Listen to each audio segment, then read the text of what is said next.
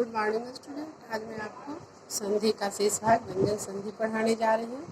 व्यंजन संधि किसे कहते हैं? यदि व्यंजन वर्ण के साथ व्यंजन वर्ण या स्वर वर्ण के मेल से कोई व्यंजन विकार उत्पन्न हो तो उसे व्यंजन संधि कहते हैं।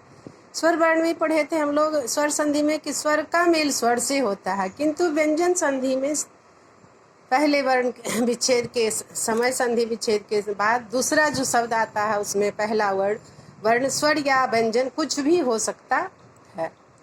जैसे एग्जाम्पल से या इसे आप समझोगे, क्या परिभाषा कहता है? व्यंजन वर्ण या स्वर वर्ण के मेल से दोनों में से कोई भी आ सकता है। जैसे देखो सत जोर गति, तो में हलंत है, इसमें अ नहीं है, व्यंजन वर्ण है, और इधर भी व्यंजन वर्ण है, तो व्यंजन व्यंजन भी मिल सकता है और व्यंजन स्वर भी मिल सकता है। जैसे देखो बाक जोर इस बागिस, तो क व्यंजन वर्ण है और दीर्घई क्या हो गया?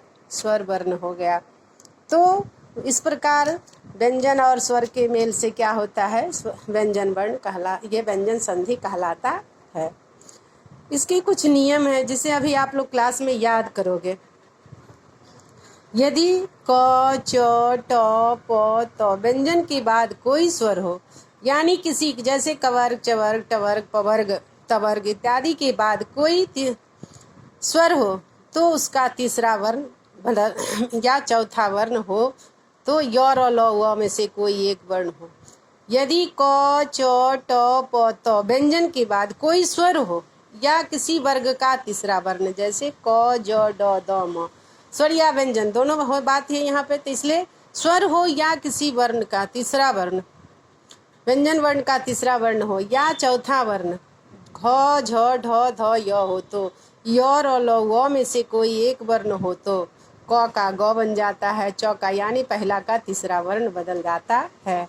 जैसे देखो दिक जोर अंबर दिगंबर, क पहला वर्ण है तो ये तीसरा में बदल गया, च पहला वर्ण है तो तीसरा ज में बदल गया, ट पहला वर्ण है तो ड में बदल गया, और त पहला वर्ण है तो द में बदल गया। तो ये इसके नियम है कि अगर पहला वर्ण है तो संधि विच्छेद करने के बाद वो संधि शब्द में क्या हो जाता है? तीसरा वर्ण आ जाता है। अब नेक्स्ट है आपका इसका नियम, यदि किसी वर्ण के पहला वर्ण, किसी वर्ग के पहला वर्ण, वर्ग मतलब टवर्ग चवर्ग टवर्ग पवर्ग, ये जो पढ़ते हो उसी को वर्ग कहा गया है।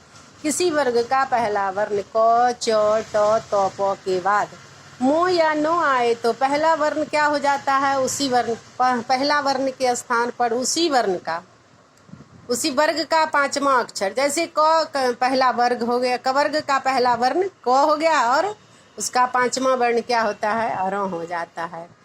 च पहला वर्ण, चवर्ग का च पहला वर्ण हो गया तो पांचवा य हो गया। तो ये पांचवा वर्ण शुद्ध रूप में आता है। जैसे उदाहरण से समझो, बाक जोर मैं, क्या हो गया? बाघ मैं। क का पांचवा वर्ण अंग होता है, बांग मैं हो गया। ट का पांचवा वर्ण न, सन्मास हो गया। त का पांचवा वर्ण न, जगन्नाथ हो गया। अप जोर मैं, मो का पांचवा वर्ण मोह, ये प का पांचवा वर्ण मोह होता है तो अम्मय हो गया। तो क्या होता? पहला वर्ण के जगह पे क्या हो जाता है? पांचवा वर्ण आ जाता है। यहाँ पढ़े थे पहला नियम में कि पहला वर्ण के बाद तीसरा वर्ण आ जाता है, इसमें पहला वर्ण के बाद पांचवा वर्ण आ जाता है। यदि तो या द के बाद च ज ट ड द न ल आए तो बाद में आने वाले व्यंजन के साथ वही व्यंजन हलंत के रूप में डबल हो जाता है। जैसे देखो उत में हलंत है, चारण है, तो च जो है डबल हो गया उच्चारण। उत जोर लास, ल डबल हो गया उल्लास। सत जोर जन, जो डबल हो गया सज्जन। उत जोर नति, नौ डबल हो गया उन्नति। विपद जोर जाल, तो जो डबल हो गया विपद जाल। तो इस प्रकार व्यंजन संधि करने के नियम होते, जिसे अभी आप पढ़ोगे और याद करोगे। थैंक यू बच्चे।